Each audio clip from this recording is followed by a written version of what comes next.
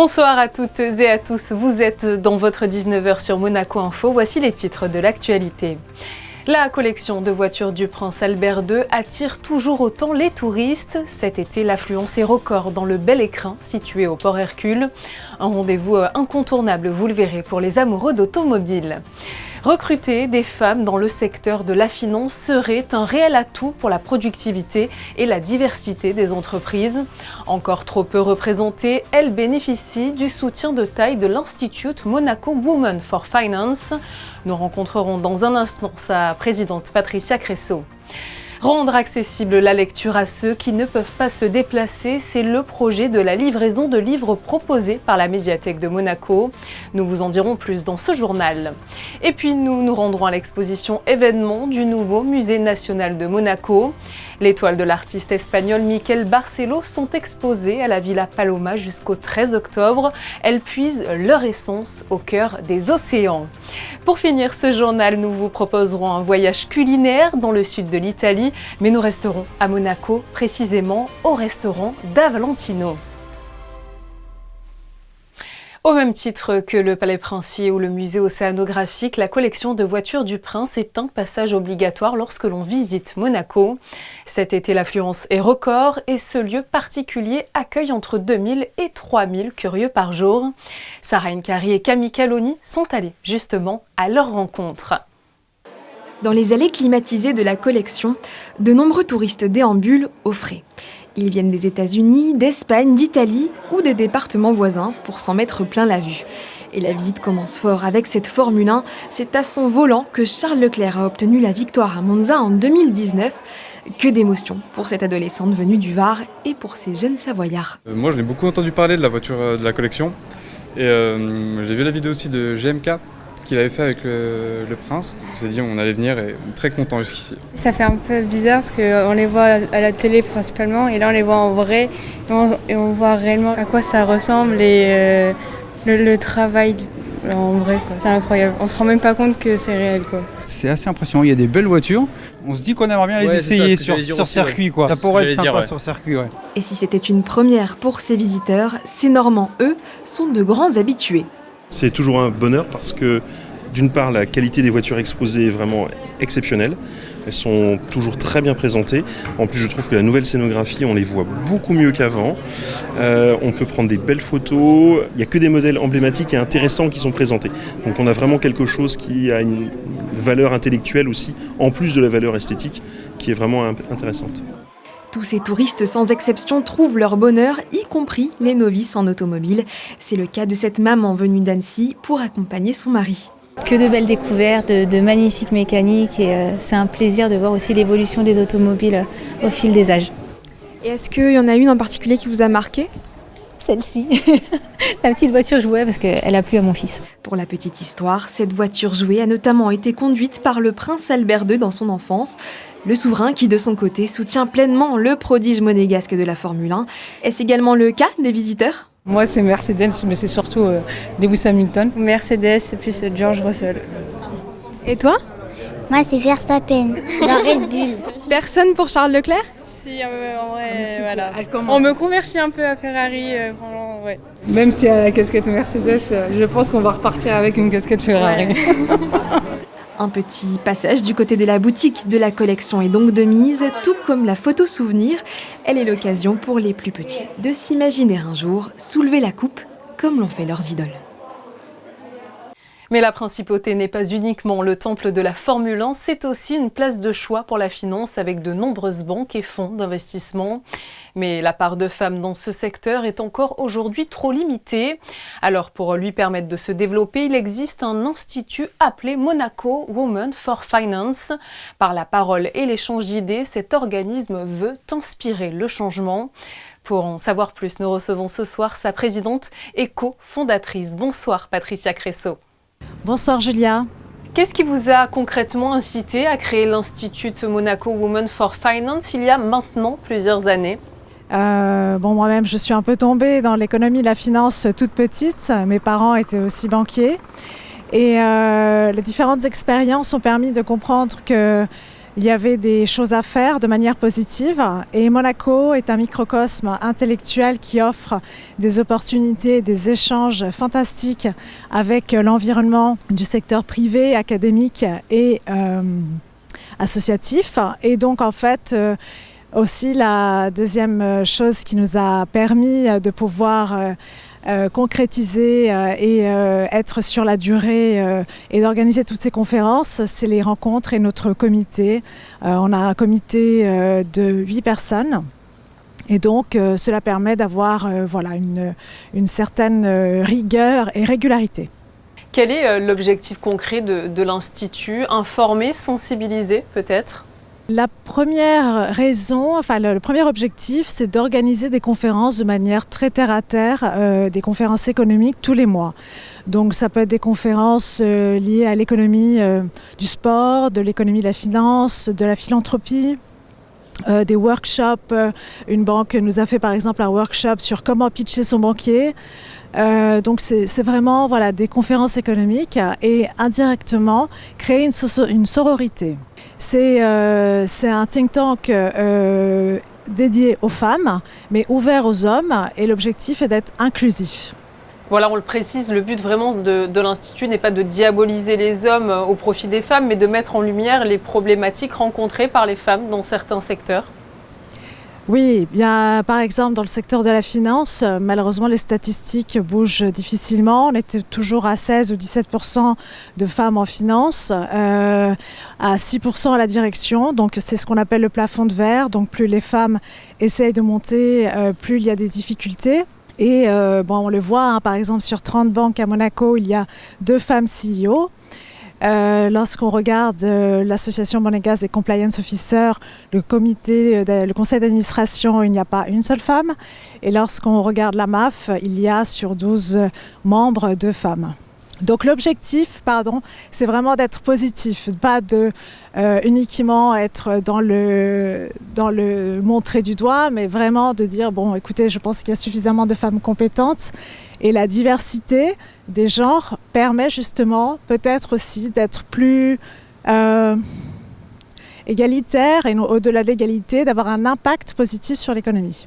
Comment vous expliquez ces différenciations en termes de chiffres entre les hommes et les femmes au niveau de la finance et de la banque à Monaco? Alors, les différences s'expliquent des deux côtés, parce que déjà du côté des femmes, certaines n'osent pas. Elles n'osent pas négocier des augmentations de salaire, des augmentations des progressions de postes, ou le milieu reste encore un peu paternaliste et je n'ose pas dire machiste, mais quand même un peu. Et puis, lorsque les femmes arrivent au pouvoir, là, on a un effet, malheureusement, qui est pas forcément positif. C'est ce qu'on appelle l'effet Queen Bee. Donc, il faudrait aussi plus de solidarité entre les femmes dans ces secteurs masculins pour dire, il faut aussi embaucher plus de femmes. Vous notez tout de même, je l'espère, des avancées pour les femmes à Monaco grâce à la prise de parole au niveau de la finance? Déjà, grâce au Comité des droits des femmes, grâce au travail de Céline Cotalorda, qui est déléguée interministérielle des droits des femmes et qui œuvre avec un impact extrêmement positif sur les différents secteurs en principauté. Et donc grâce en fait aux différentes associations, chaque petit pas, chaque petit grain fait qu'on avance et toujours de manière positive. Quels vont être, ce sera ma dernière question, les événements de la rentrée pour l'Institut MWF? Alors chaque jeudi, donc une fois par mois, je vous ai dit, on organise des conférences. Donc la conférence de la rentrée sera le jeudi 12 septembre sur les influenceurs et leur impact sur l'économie, en collaboration avec Monaco Tech. Donc ce sera à la salle Runaway et ce sera aussi ouvert aux non-membres. Ensuite, ce sera le jeudi 17 octobre. Une chasseuse de tête va venir nous faire part d'un workshop, pour l'anglicisme, des idées et comment une mini-formation sur justement comment gérer au mieux notre carrière, ce qui n'est pas toujours évident. Et puis en novembre, on sera très heureux de participer avec le Comité des droits des femmes à la Journée internationale de lutte contre les violences faites aux femmes. Voilà, donc ces 3 prochains mois, vous pourrez retrouver retrouver l'agenda sur LinkedIn et sur notre site mwfi.org. Je vous remercie Patricia Cressot de nous avoir permis de mieux connaître les problématiques des femmes dans le monde de la finance. Merci. Et si vous désirez en savoir plus sur tout le travail qui est mené en faveur des femmes, vous pouvez vous rendre sur le site internet mwfi.org ou directement sur le LinkedIn MWF Institute. Un mot de sport à présent avec Valentin Vachereau, joueur de la Fédération monégasque de tennis qui vient de passer le premier tour des qualifications de l'US Open. Il était opposé à l'Américain Bigun et s'impose 7-6, 6-4. Nous vous tiendrons évidemment informés de la suite de ses performances au tournoi outre-Atlantique dans les prochaines éditions de ce journal. En football, Christian Mawissa a pris un bain de foule hier soir sur le Port Hercule. Tout droit venu de Toulouse, le nouveau défenseur central de seulement 19 ans s'est prêté au jeu de la séance de dédicace. Les jeunes supporters sont d'ailleurs venus en nombre pour l'accueillir. Je vous propose d'écouter tout de suite les premiers ressentis du joueur rouge et blanc. Il est au micro de Sarah Inkari. Je suis très heureux, très content. En arrivant, je n'étais même pas arrivé, qu'ils ont scandé mon nom. Franchement, ça me fait chaud au cœur, c'est très gentil de leur part. Ça donne envie de se battre pour le maillot, tout donner. J'étais très impatient de commencer, rencontrer mes coéquipiers, etc. Maintenant que je suis ici, il n'y a plus qu'à. Ça veut dire, il n'y a plus qu'à. Allons chercher des titres et des victoires surtout.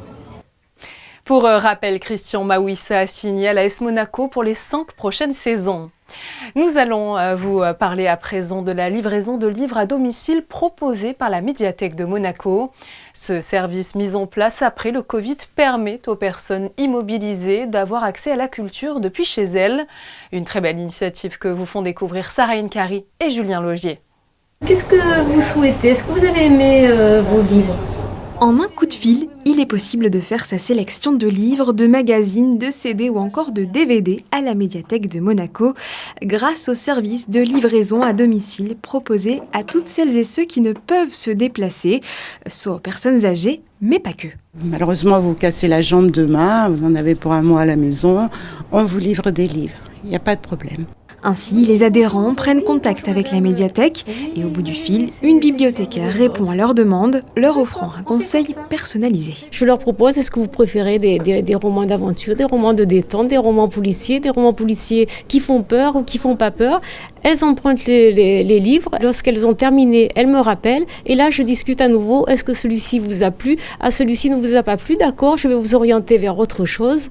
Une fois la sélection faite, les emprunts sont soigneusement placés dans ces sacs en toile pour être ensuite acheminés par des livreurs chaque mercredi directement chez les personnes demandeuses. Les personnes en général sont très satisfaites du service parce que c'est un contact social que nous avons. Même s'il y a des personnes, ça fait 10 ans que je les connais, je ne les connais pas réellement, mais je les connais par téléphone et je connais très bien leur goût. Et c'est un échange qui est très agréable. Ce service permet en effet de créer du lien social, que ce soit en discutant à distance ou en personne, à l'occasion de la remise des fournitures. C'est la médiathèque pour les livres. Ah, bonjour. En tout, 65 personnes ont bénéficié de cette prestation en 2023, pour un total de 440 livraisons. C'est l'une des expositions phares de cet été, celle de l'artiste espagnol Miquel Barceló, visible au nouveau Musée national de Monaco. Elle propose de revisiter la production foisonnante de l'artiste espagnol qui a placé la mer au cœur de son œuvre. Un vrai voyage dans la Grande Bleue que vous propose ce soir Sarah Inkari.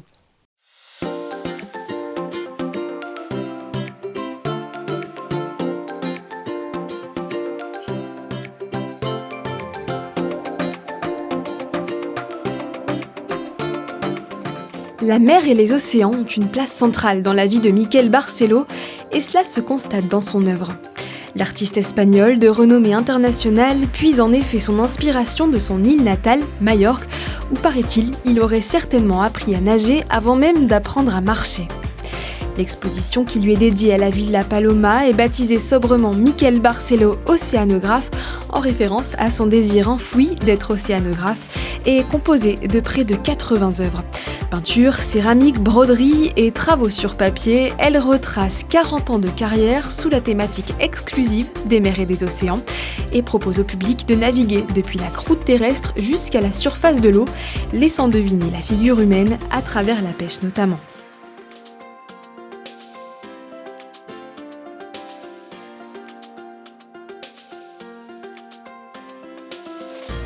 L'amour de Barcelo pour les mers et les océans résonne en principauté où les princes et les institutions accordent une grande place à la protection de ces espaces, et cela depuis des décennies. Inutile de rappeler par exemple le dévouement du prince Albert Ier, que l'on surnomme à juste titre le prince navigateur, et à qui nous devons le musée océanographique, ou encore actuellement les combats du prince Albert II à travers sa fondation éponyme. Ici, la beauté de la nature offerte par Barcelo nous sensibilise subtilement à la nécessité de sa protection. Une goutte d'eau dans l'océan, mais grandement nécessaire.